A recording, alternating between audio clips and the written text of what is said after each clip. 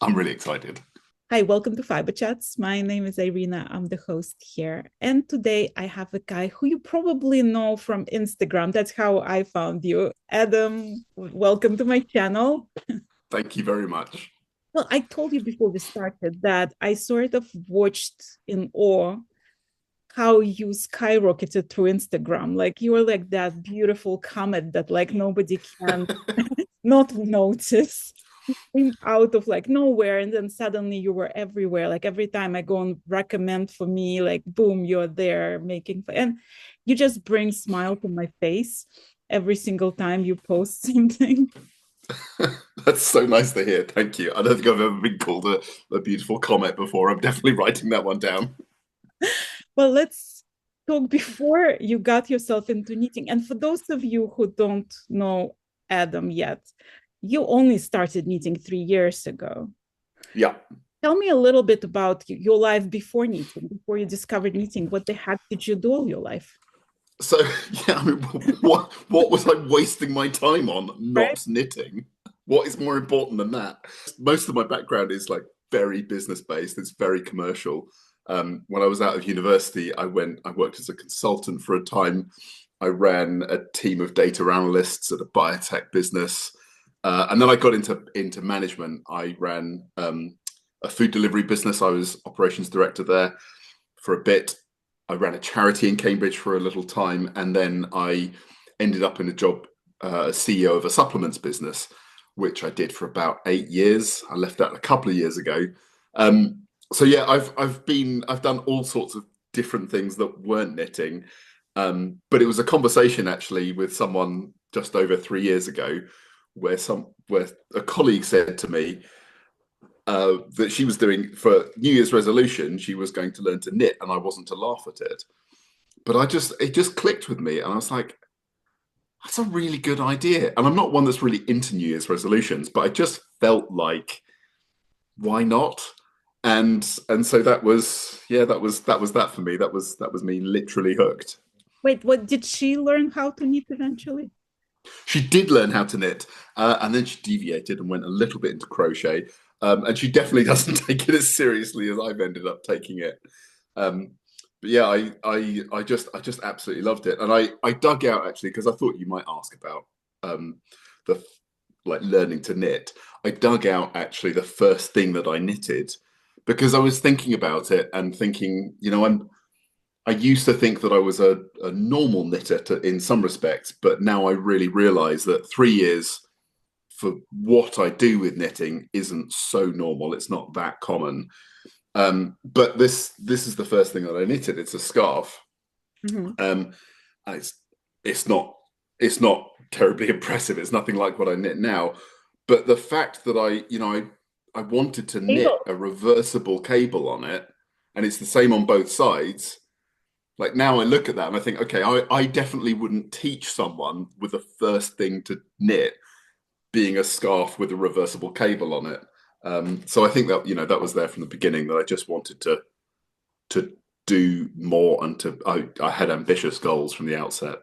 Well, do you think that's like your whole personality that you come into anything and like decide to become a CEO of that like in 2 years? Yeah, no, that's 100%. Anyone that knows me in real life in person absolutely looks at this, looks at me, looks at my Instagram like, yeah, that's Adam being Adam, because I don't do when I want to do something, I don't do it by halves. Um, I'm all in, and that's it. With the wonderful thing about knitting for me as well is it can't be infinite, but it feels very close to it. There is so much to learn, and there are so many different techniques, so many different fibers, so many different. It's just there is so much to understand, and that for me is wonderful. That it's not a simple thing, and it's not like you learn one thing and you're done with it. Once you've learned to do this bit, then how do you can progress and progress and progress, and that brings me great joy because it gives me depth that I can go to, and I love that, being able to just go into a topic and get more and more knowledge about it. I mean, to me, like when I hear about knitters knitting, it's most of the time, like 90% of the time, it's a story like, oh, I watched my grandma knit, my mom, my aunt taught me how to knit, I was always surrounded by knitting. And I find that when we learn how to knit as adults, it's a different kind of high and it's a different kind of ambition. Yeah, absolutely. Because I mean, as a grown up, you don't really have many opportunities where someone says, take something, I'm going to expect you to do it totally badly because it's the first time you're doing it.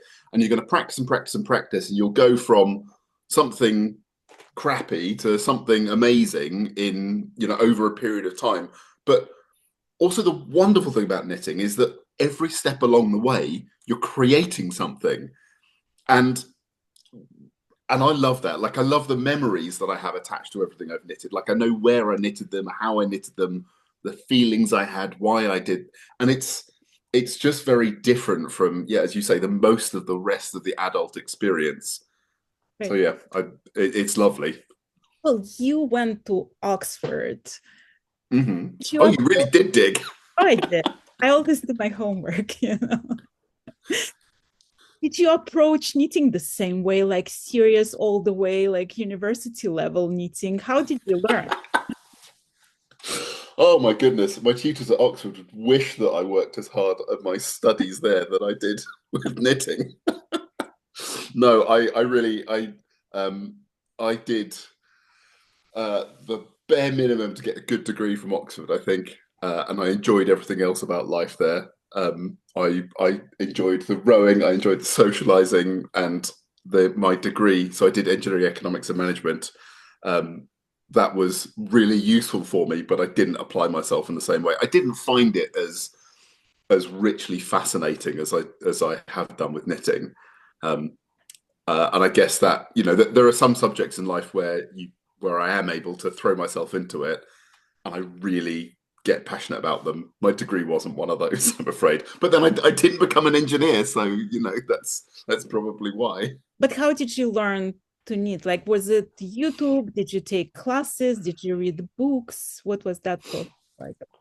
So it was YouTube. I so thinking about how I learned to knit, I had some knitting experience in my childhood, which was just taking a ball of wool and doing, French knitting around your fingers, where you basically turn it into a rope or an I-cord, as I now know it's called. Um, and so I kind of guess I had some familiarity with playing with fibers. Um, but it was just YouTube. It was the first time I took classes was when I went to New York. I went to Vogue Knitting Live, both this last one that just ran and the one in January 24. And January 24 was a really interesting time for me because when I was in those classes at Vogue Knitting, I that's when I kind of had the realization that my obsession with knitting wasn't quite normal. Up until that point, the first couple of years of learning to knit, I felt like I'm just another knitter and I'm just knitting with everyone else and we're all doing the same thing. At Vogue Knitting Live, I really realized, such a big collection of people, but I really realized the reasons that I was doing it and the way in which I was trying to really throw myself at as many techniques as possible was not so common in the knitting world. You tend to find people who form, I guess, a pattern, things they're comfortable with, things, garments they want to knit, and then they just they follow that similar path. And I guess that fits with knitting being a quite meditative pastime. Whereas for me, it can form that function, but the almost aggressive way which I've tried to educate myself about it and tried to learn and tried to develop even techniques myself now, then that's not that session at Vogue Knitting Live, those classes were the time that I really learned that okay, I might be a little bit different than the way other people approach this craft. I mean, it's also like the whole idea of meditation. I find it interesting because when people talk about meditative quality of knitting, they usually mean this sort of mindless knitting when you watch Netflix Mm. and you talk to somebody else and your needle's moving. For me, the meditative quality of knitting come when I'm knitting Shetland lace, and it's like the most complicated chart in front of me, and my mind shuts down all the worries of the world and concentrate on that. Like that's for me the meditative state of my mind. I totally agree with you. I absolutely agree. My, I have this memory when I was in my 20s, I used to go skiing, and I remember skiing being this incredible um, activity for me because it totally engrosses you. You have to concentrate so hard, otherwise, you're going to have an accident and you're really going to hurt yourself. But it was unique for me because it pushed out thoughts of everything else. And you're absolutely right about knitting. If I'm knitting something, the chewing gum knitting or the Netflix knitting, those kinds of knitting, that's giving my hand something to do. It's not meditative. A really complex chart, or if I'm writing a pattern at the same time as creating something for the first time, like that all-encompassing knitting where it takes every bit of your brain, that's meditation for me. That's where I get that from. I agree with you there. When I watch your tutorials on Instagram, I'm getting the sense that like this is the guy who investigated ins and outs of this technique and can explain it and chew it up and spit it for us in the most comprehensive way out there. There is this sense of like expertise and authority. How do you That's like feel super flattering. that? That's super flattering. I mean, so Instagram's interesting for me as well because I also love that. Like, I've been told throughout my life, like lots of people have told me that I'm great at teaching because I have a way of being able to synthesize information and explain it to someone at the level that they're able to absorb it. And I love it, and I feel passionately about being able to coach and teach and be able to do that. But Instagram's an interesting platform for that because there's also a challenge that goes alongside, which is can you fit it into a short video?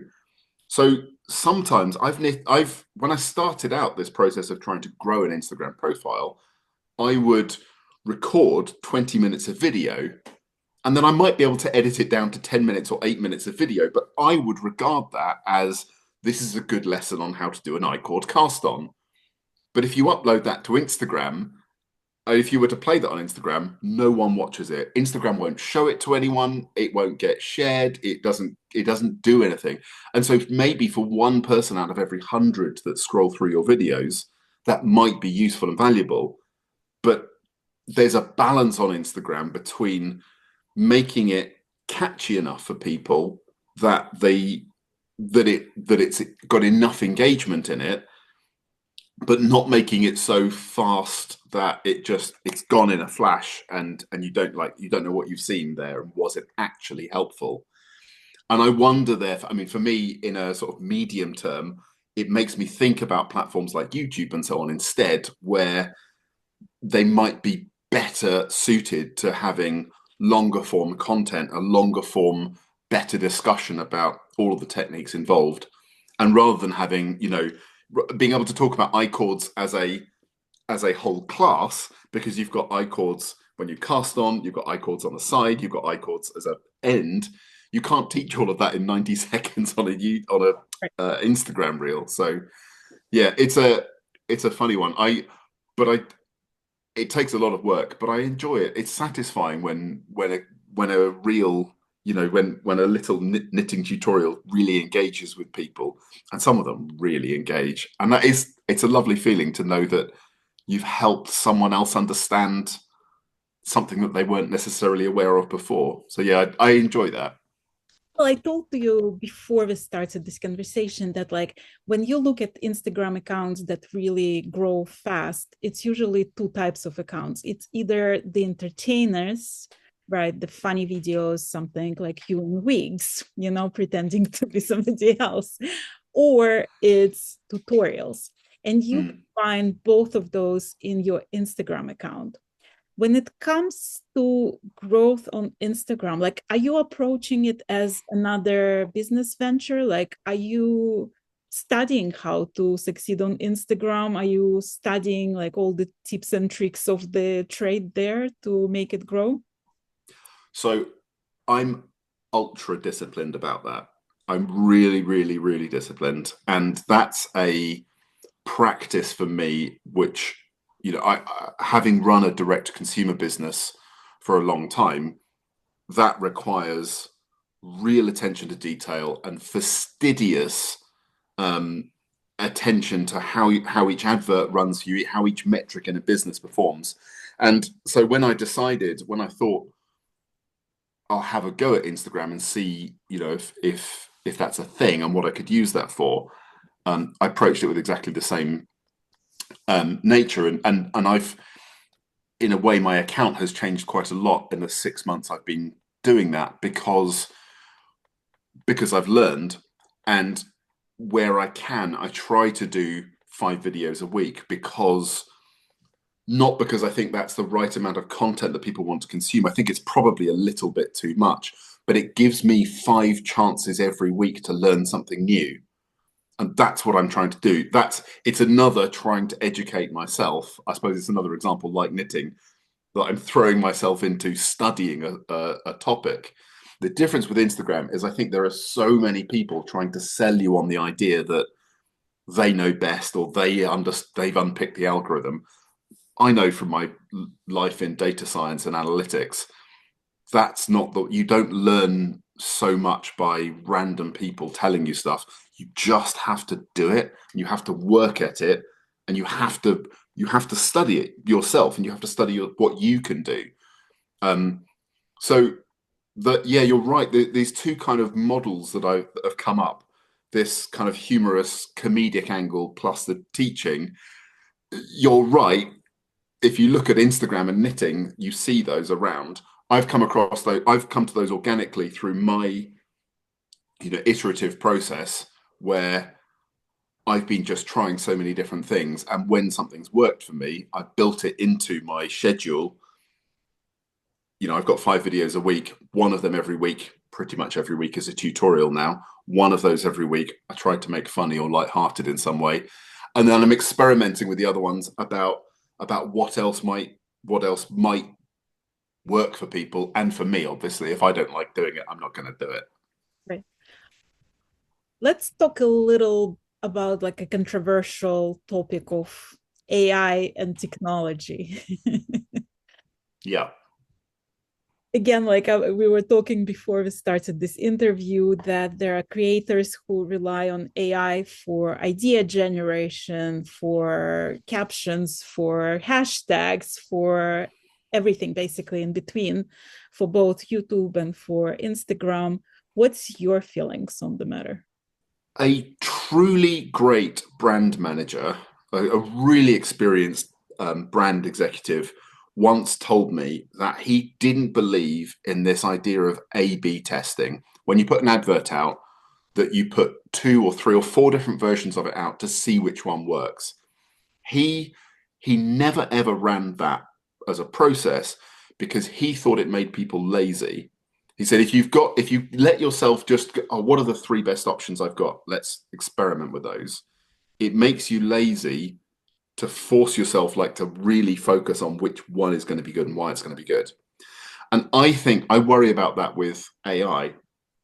I think with AI, if you rely on it and just think, I don't need to pay attention to it, the problem is AI won't, it doesn't match your own voice.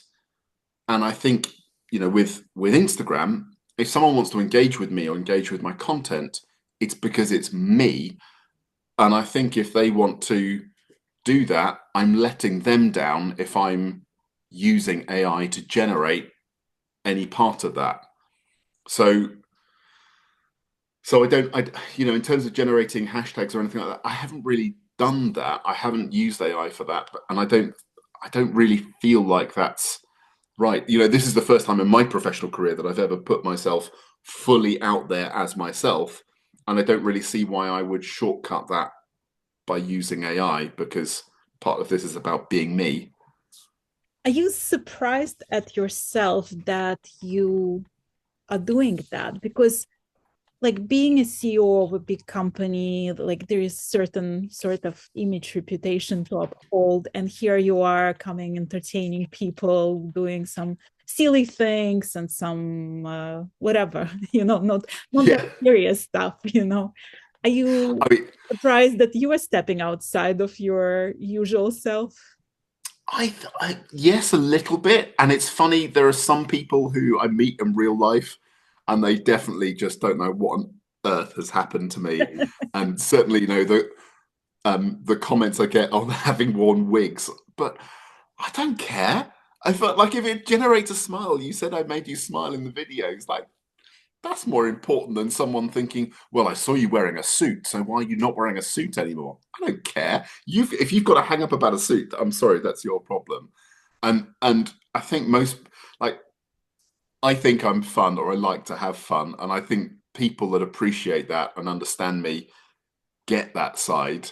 Um, but yeah, it's not like both parts of my life just seamlessly fit together. They don't.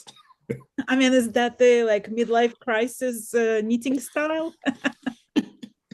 I mean, very, very possibly. It's a midlife crisis. I don't know. I think there's something about as you get older, you care less about what people think, and you start realizing how to make yourself happy or explore things that you enjoy personally. And this is something that I'm just enjoying. I'm mostly doing it for me, and I'm really loving that. And yeah, I mean, maybe that's something that once you get to the middle of your life, that's something you get to do. Well, I told you that like one of the reasons I even started Instagram was because I was trying to get away from my posts on Facebook where like some faraway relatives would be like, "Oh, I wish I had all that time to burn for knitting." Um, do you get comments like this from people who knew you in your pre-knitting life? Yeah, absolutely. I think people are very surprised. People are really surprised that I spend any amount of time on knitting. And then people ask both about like, how much time does knitting take you and how much time do I spend on Instagram as well. But with with both of those things, well, with knitting, you don't spend so much time on knitting that you're not spending on other things. Like how much I don't challenge my friends and say, well, how much time did you waste watching a Netflix series? Or how much time did you waste scrolling through your phone? Those are activities where if I'm doing them whilst knitting at the same time. So Right. it's not that you do knitting to the exclusion of other things. If I'm in the car and I'm not driving, or if I'm on a train, I can knit. And it's just something you can add into your life where, I don't know, if something takes 100 hours to make, it's not that I've spent 100 hours where I haven't got to do other things. I might have been talking to friends, I might have done it in the pub, I might have done it on the train, whatever. So it's a nice extra activity to build in, I think, and it's something which adds to your life because of that.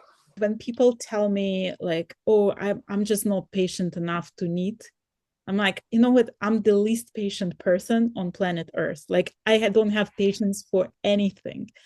Yeah. Knitting gives me patience. Like, I can deal with I have knitting in my hand. Otherwise, I'm very unpleasant to be around. And I think for me that's why I enjoy casting on more than casting off, because casting on, you've got the excitement ahead of you. But on that last row, I'm so impatient about like it's not a nice feeling. I'm really fed up with it because I'm desperate to finish. Yeah, that. Yeah, I agree. I'm not a patient person. I mean, there are certain things that I just stopped doing since I started knitting, like dusting became a foreign concept completely. I much rather knit, you know. Yeah, But like overall, like when I'm flying somewhere and it's whatever 10-15 hour trip, right? And I'm looking at everybody sleeping and I'm knitting. Like I can make half a sweater on that flight. And yeah, it's like you just wasted all this flight time sleeping and I did all yeah. like watching TV, right? Absolutely. I when I came over to New York in January this time, I was to make sure that I was doing something productive with that time.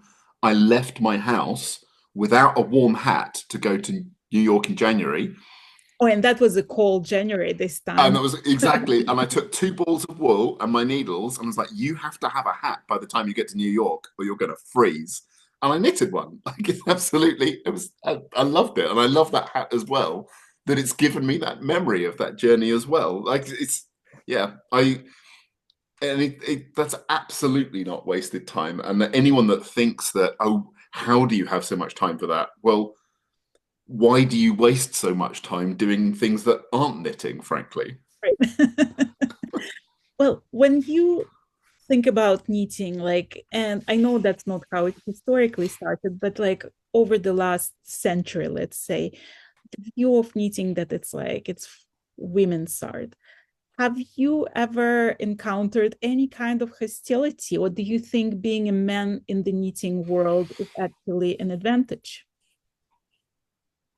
I have absolutely encountered sort of anti-male sentiment in knitting, um, and it's really interesting for me because, like, I'm one of the most privileged people around in that I'm a white male, middle-aged. I live in a wealthy country in a wealthy city. I don't receive any form of discrimination anywhere, and I'm so lucky for that. I have no experience of it, but it was fascinating for me when all of a sudden, very difficult to turn up to a knitting group which is all women, or go to a knitting class which is, I've been in a room of knitters, of 100 knitters, and I've been the only guy, and all of a sudden I feel like a minority. And sometimes those groups, most of the time, knitters are lovely people and they're hugely accepting, but there have been the a couple of occasions where it's very much, there's a bristling because people just, I can see that and feel it, that my presence isn't welcome.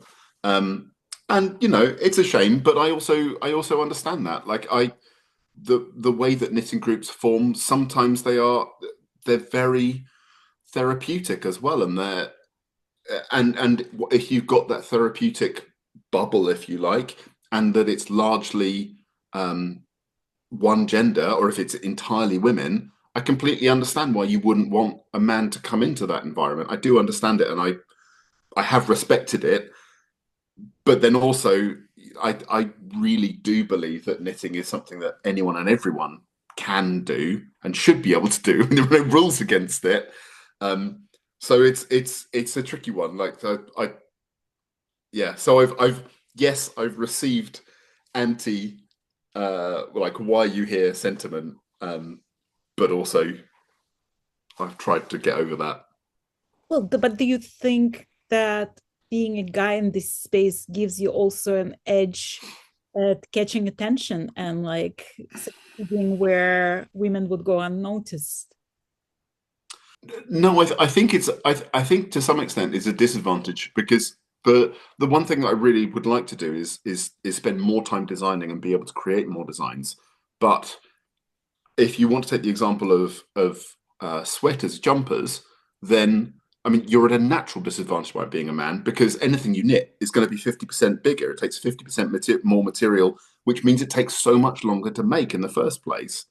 So I think there are some natural structural disadvantages that are in there for men, which don't necessarily affect women. Also, if the target audience, if you like, is women, then why would any woman look at how a man does it, if you like? People, from a marketing perspective, people always want to buy from people that are like themselves, or that and if I'm not like that, I don't really see that as an advantage. I take your point that I stand out, and like a sore thumb, and maybe that's maybe that's an advantage somewhere. If someone's Instagram feed is entirely women, and then I'm the only guy that pops up, maybe that can be an advantage. But then I don't know. I can also see why it serves against me. Is Doesn't the bother me either way. is the fact that there is less patterns out there for men, was that like helping your decision to become a designer? Um, no, the so the first thing that really helped me become a designer was literally that the first thing I wanted to knit, I didn't know what a pattern was, so so I just had to work out how to make a scarf. And so because I suppose because my first thing that I made was something that I designed myself, it then made sense to me that everything I would do from that point, I would always design myself. And it was, yeah, I'd been knitting for almost a year before I came across or wanted to try and knit from someone else's description because I was just trying to learn to create myself and dealing with all the disappointment that comes with that, where something doesn't fit or it doesn't work, the shaping's wrong. Then I made this cable jumper, which I really love. That's that's the greatest thing I think I've knitted technically. Um, but it was and every time anyone sees it, they're like, where's the pattern for that? I really want to see the pattern. But again, I'm a unique shape and size, and there's no way I want to spend my time grading that and changing that for all of the different sizes you'd have to do it for. And that I'm not passionate about. So I was then thinking about what else can I create? How else can I share something that I've designed? If people like that, how else can I share that? And that's why I sort of landed on scarves, because there's what one size fits all, and that's it's much simpler from that point of view. I mean, you could get away without swatching for a scarf because if it's 5 or 10 centimeters too long or short, it's not the end of the world. Right. Well, I noticed you had a giveaway late, like recently, and there was a reason for that giveaway. So before you decided to do a giveaway, you were planning to get into a business venture for knitting. Tell me that story. So I can't stop my brain from thinking about different business ideas, and I went quite far down the path of thinking about selling yarn because I love yarn, and I'm so interested in how the fiber works and how different fibers, whether it's, I've got linen on my desk, I've got merino on my desk, I've got alpaca in front of me, all of these fibers around me, and I love thinking about those. But I also feel like, particularly here in the UK, we don't have the breadth of high quality fibers that I've seen in other parts of the world. And that to me is a bit of it's a shame. And there's also an opportunity there to be able to bring better fibers, bring a better collection of fibers to the UK market. So that was sort of where I was, the genesis of this idea.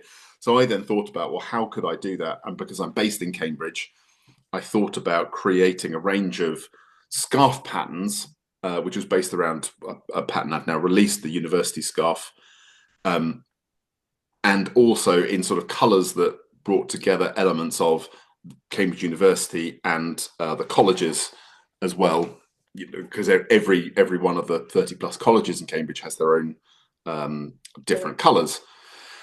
And so I started going down that route, and I ended up buying a large amount of yarn from an alpaca producer here in the UK. So it's actually a UK alpaca, but they're not sold very widely.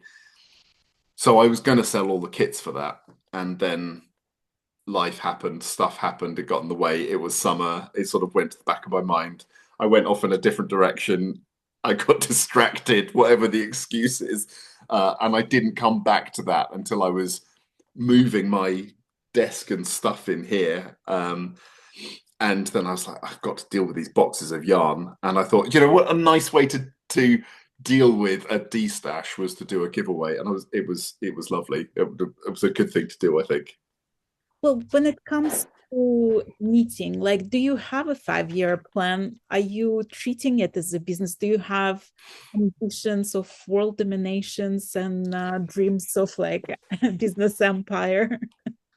What I'd love from knitting is for me to be able to make a livelihood around it. At the moment, it's part time. I do consultancy. I share businesses. I've got another commercial life, and knitting is a part of my life, and I'd love to make it into more of that. Whether that's through a physical shop or an online shop, or whether it's through lessons, I don't know yet.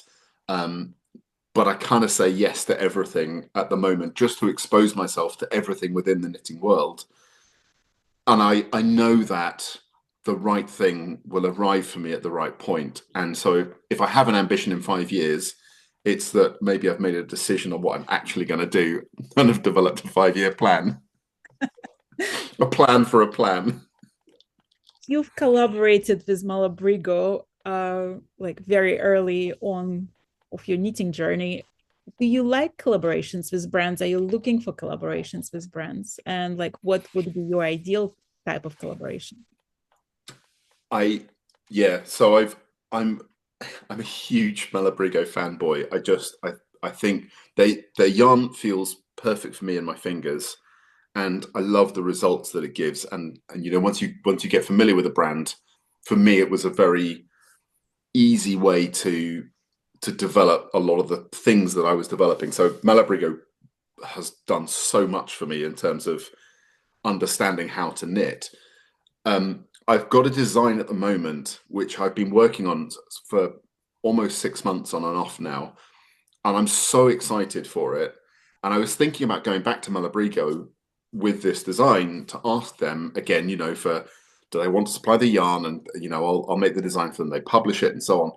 But in a way, I'd rather help a smaller, more independent dyer do something, because I think that's more interesting. I think that's more what knitting's about. It's not just about one big company being able to do everything. Malabrigo have an amazing audience. They have every opportunity in the world. I've developed more of a platform now from where I've got to, and I'd love to be able to share that with someone. I'd absolutely, I'm so new to this. I don't know everyone in the industry by such a long way. I'd love to team up with smaller producers and be able to work with them. And there's one design. So I'm getting closer to the point where I've got the actual design locked in. Once I've got that, then I will be going out to try and find my perfect match for this design, to try and do something. I know exactly what colors it would be in Malabrigo if I was going to knit it in Malabrigo yarn, but I'm not going to do that. I'd rather take it somewhere else. You have favorites like as far as indie dyers in the UK? No, to be honest, because I don't think I've had the opportunity yet to buy more than one lot from any dyer. I've got, I'm looking in front of me. I've got a collection here from a producer in North Wales. I've got some stuff over here from someone in London. There's someone else in London actually in front of me here. There's some silk, and what I love about independent dyers is that they've got, they go very passionately into one specific area. For me, the difference between the dyers and the producers, though, is that with some of the producers, I really love the texture of the fiber, and that's also really important to me. I've got very sensitive skin on my hands, and so I'm really picky about the fibers that I work with. And I know that a lot of dyers, what they're doing is they're showing off their abilities with colors, and that what I'm still looking for and trying to find is people who've got the same passion for the raw fiber, and people who like that raw fiber as much, the same kind of fiber as me, and who can overlay their expertise and color on top of it, if that makes sense. Right.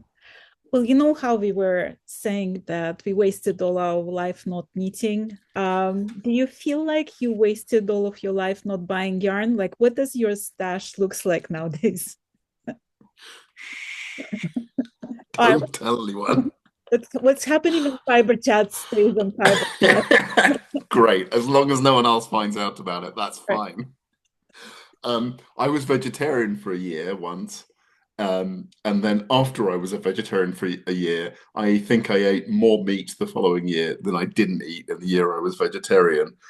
I think I think 40 odd years of not buying yarn has very much caught up with me in the same extent. I think that you definitely can't see it from there, but I've got drawers and drawers, and I haven't for almost a year now. I haven't put it all in one place, and I should in order that I sort it out. But Want to hear the funniest episode from my family life? My son, my oldest one who lives in New York, came home for a visit, and my youngest son occupied his former room. So he stayed in the guest bedroom, and I'm hearing mom, and I'm coming, and he's opening all the drawers of the dresser, and it's all filled with yarn. I mean, I've driven past, I drove through a town recently, and I saw a yarn shop out the window, and I slammed on the brakes and I pulled the car into a parking space, and I was like, my kids were watching iPads in the back, like, "What's that, Dad?" And I was like, "I've just seen a yarn shop. I'm going to be 5 minutes." No, don't! You're not going to be 5 minutes. Well, how do they look at you? Like they used to dad, who is this business person. How are they looking at you exploding on Instagram, doing all the silly things? So obviously, to start with, there was just like I think just low key embarrassment for what I'm doing, and like not really understanding why I do something um in the way that I was doing it.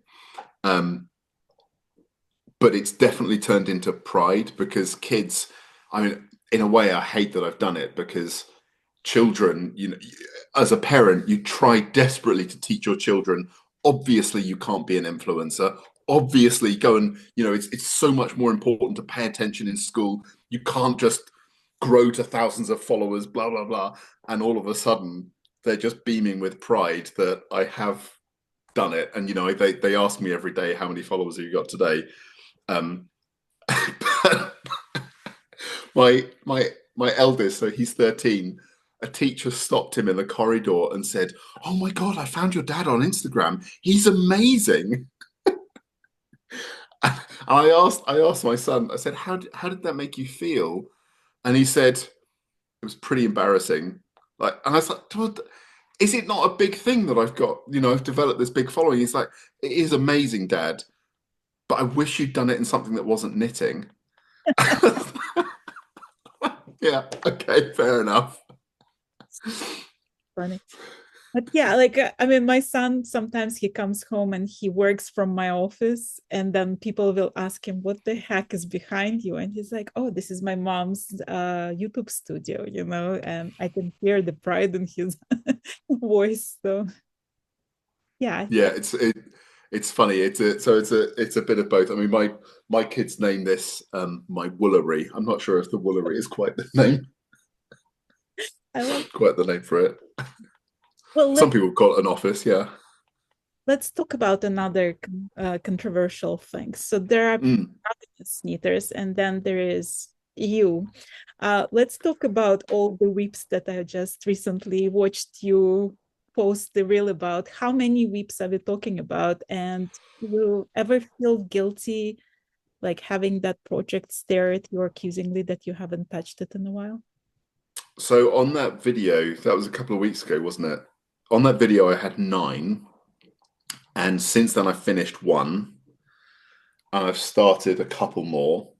But but worse than that, as soon as I finished that video, I remembered and found like 2 or 3 more whips that hadn't made it into that video because I pushed them far enough into the back of the drawer that I really had put them out of sight, out of mind. It's funny. There are some. It's to start with. I really didn't understand people that had lots of whips, and I was like, I'll do one thing and I'll finish it. Um, but now, and I do tend to focus on one project at a time, and that's a bit of a problem with my whips because once something falls off my what I'm working on right now, there's a really solid chance it's not going to make it back into my whips, and in fact, back into my workflow.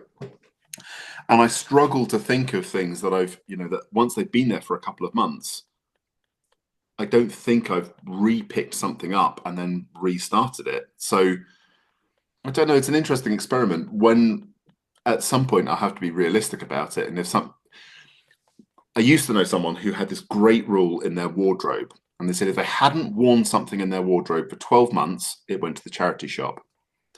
And I think I might have to develop some sort of similar rule with whips, because you're right, they stare back at you and they have this horrible puppy dog look at you like, why haven't you finished me? Don't you love me?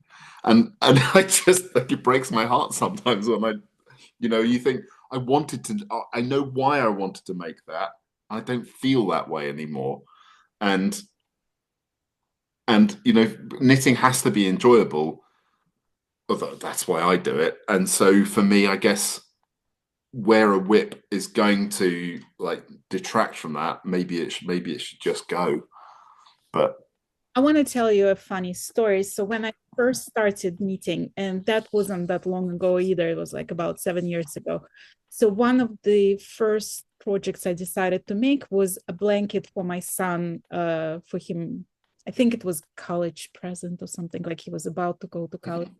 So I went to craft store. I bought some soft acrylic yarn. I didn't know anything about yarn, and I bought needles that seemed long enough, and I casted on what seemed reasonable amount of stitches, and I started knitting just stripes. Like, so I would buy one skein, finish this whole skein, then buy another skein, finish the whole skein. So they were like stripes, right?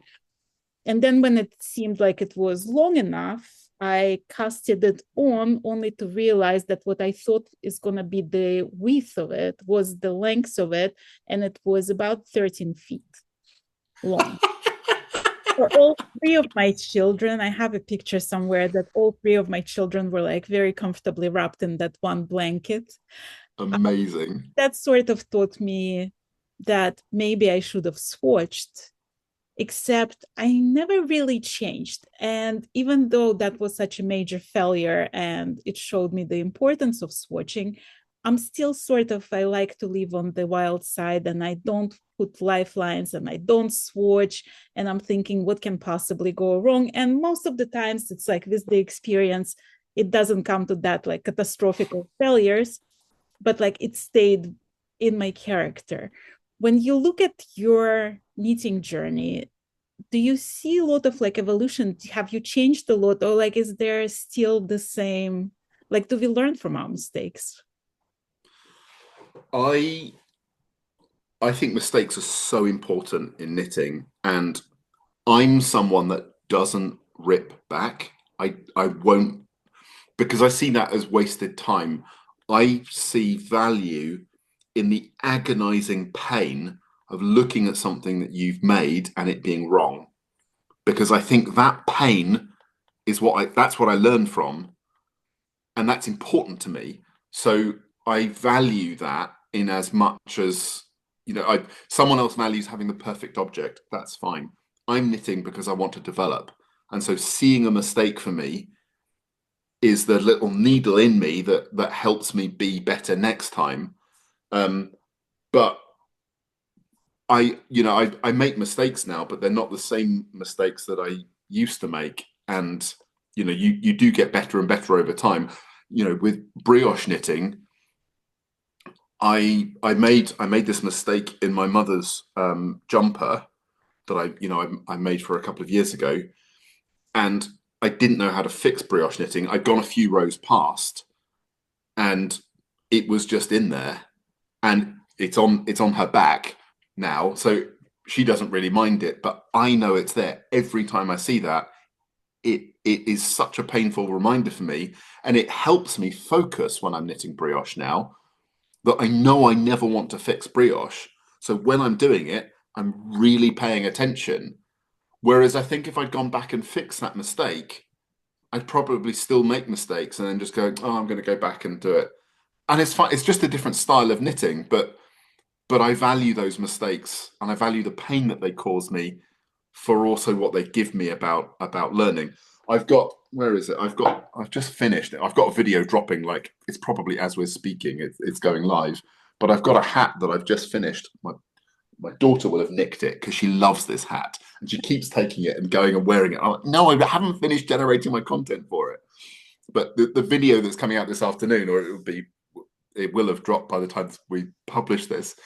Um, the hat doesn't fit, and it's so frustrating. But it is a prototype, and it was I wanted to develop something, and I'm totally happy with the fact that I knew halfway through, I knew it wasn't right, but I'm going to finish it. I want to have the prototype overall. I want to, see the whole thing is about learning for me. So let's look at the whole thing. Let's learn from the whole thing and then take that knowledge and do it again.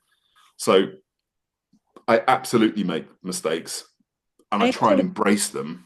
I just took a class with Julie Knits in Paris on fixing your brioche mistakes, and she literally took the sample, like the brioche sample of the needles, and she goes, oops, and she starts pulling on the thing, and then she fixes it. And it was like the most liberating class ever.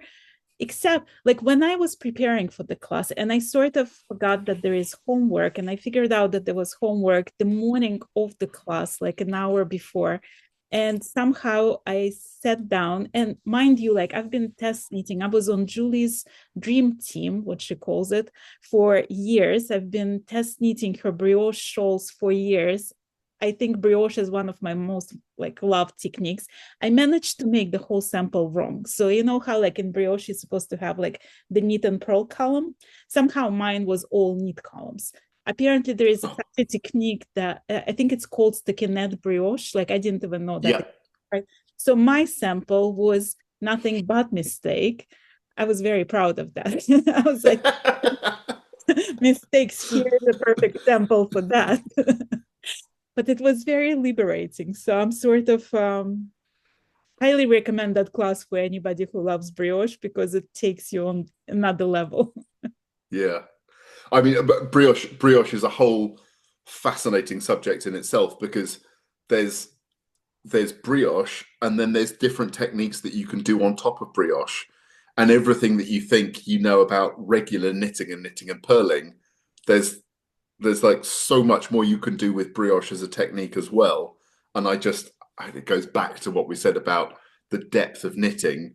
This it's just so enormous as a field, and so rich in terms of what you can learn about it. I love that. And everyone's got their own little favorite niches and areas within it. It's brilliant. Well, right But now, sort of playing with the double knitting, which is like, you know what, it puts brioche in the dust. Like that's a whole other animal. I was talking to someone about double knitting when I was in Edinburgh recently at the Woolly Good Gathering, and they showed me this amazing piece of double knitting they've done. Double knitting's a technique I haven't done yet, so I need to get on with that. So brace yourself. That's gonna be like another challenge, you know. It's sort of like that mind twisting thing that like when you think about double knitting, it's like similar to brioche, but like when you are very comfortable with brioche, you understand that double knitting is like absolutely impossible, and you need to like totally like blank your mind from everything you know and just start learning anew, and like not expect anything that it's going to be natural. It's not going to be natural, and it's going to be like painful learning experience. That's what I I learned from love that. double. I love that. Well, another thing that like I wanted to discuss with you that you sort of covered in one of your videos was how because men have bigger hands, they need bigger needles. And I had that conversation with a lot of women usually because they would like I would ask, have you taught your husband how to knit? And they would say, oh no, he has like this really big hands. And I personally know a lot of guys with really big hands who do Shetland lace, so I don't buy that whole concept of big needles. Tell me your journey with the needle sizes. I don't have so actually so I learned with this, the first thing I knitted was was on a 12 millimeter needle, some colossal thing like this. And actually, I wouldn't advise anyone knitted on anything that big because you it's too big and clumsy to work with. And I think, you know, the reason that most knitting, DK weights and so on, are all around this sort of 4 to 5.5 millimeter range is because that's easiest for most people. And that's how I would learn. The only needles, so I don't have a problem working with big needles. And right now I am knitting something on 12 millimeters. And I've gone up to 25 mil and I've gone down to 2.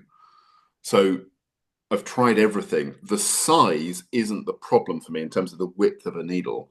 The only thing that gives me grief is when the needles are short. So I find when I'm holding a needle, a small one here, it's attached to a ball, but if a needle's too short, I just find that I run out of space, or there isn't enough for my hand to hold on to, and I find I get cramps in parts of my hand where I'm not really holding. So I can't, on very short needles, I can't knit for as long as when I'm knitting on more comfortable, more normal length needles. So that's the only difference I I have an find. idea. We have to do a collaboration reel on how you hold your needles versus how I hold my needles, because that might change your needle holding techniques and might find that short, which is fine. It may, it absolutely might do. I mean, you get stuck in your ways very early on as a knitter. Like once you find out how you do it, people don't change.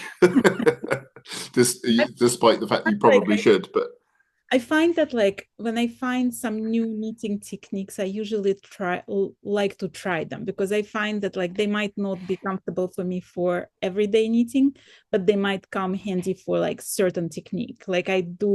I'm usually a combination continental knitter, but I find that like for Fair Isle, I prefer to do throwing in with one hand and combination with another hand. So it's a, yeah. For exactly that reason, I want to be able to be a more diverse knitter. I went to a class on how to learn to be a continental knitter from an English knitter, and I persevered for, I guess it was a 3 hour class or something like that. Knitting itself, what was really interesting for me is that continental knitting absolutely is natural for me. And I was able to do that almost as fast as I could do English knitting after just doing it for an hour or something.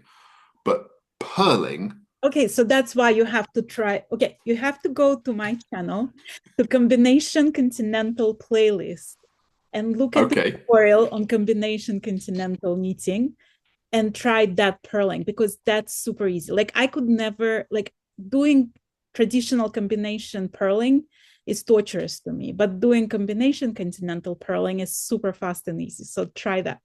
Okay, I have to give that a go because that was the stumbling block. I knew that it was like it felt intuitively faster for me, and I know ultimately it isn't faster. For the world records are basically the same in both disciplines, but I know for me that it would be faster if I could get my head around it. But it's around purling that I couldn't do it. That's a really useful Okay, tip. Thank you. give it a try. Like I want to hear what I you. will.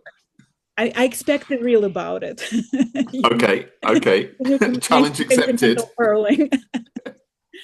Well, Adam, it was such a pleasure to have you on my channel. I loved getting to know you a little better, and I hope we're gonna run into each other at one of the festivals. If you're coming to Woke Knitting or something, like I would love to meet for coffee and chat a little more. Excellent. Definitely. Definitely. You won't miss me. I'll be wearing a scarf or two. Okay. Well, thank you so much, and Thank we'll. you so much for having me. I've really enjoyed it too. Thank you.